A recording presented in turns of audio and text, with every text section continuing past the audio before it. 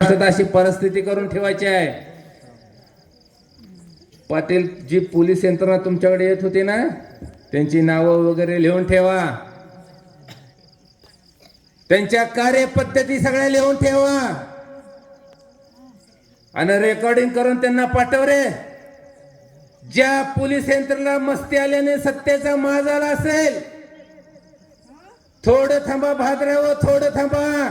2 महिन्यानंतर नाही जर तुम्हाला गडचिरोली किंवा सस्पेंड करून जेलमध्ये घातलं तर नाव आमचं बदलून ठेवा।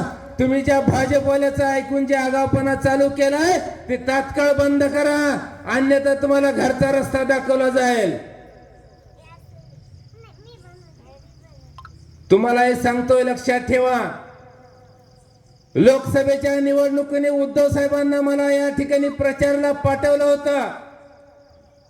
ज्या ठिकाणी मी प्रचाराला गेलो त्या ठिकाणचे सगळे खासदार निवडून आलेत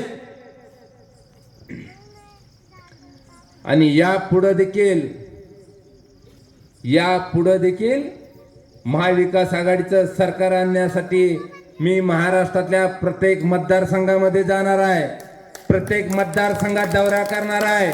मी जाता जाता एवढंच मित्रांनो तुम्हाला सांगतो, जरी राजकीय तेज नसलं तर सांगणं अत्यंत आवश्यक आहे। काय भाजपचे मंडळी महाराष्ट्रात जातीय तेढ निर्माण करण्यासाठी, दंगल घडवण्यासाठी, सुव्यवस्था बिघडवण्यासाठी, मग मराठा समाज बांधव असेल, ओबीसी असेल, मुसलमान असेल, धनगर असेल, चांभार असेल, कुंभार असेल, कुळे असेल, तिडली असेल, माळे असेल, या सगळ्या युवक पोराशींची डोके भडकावायचं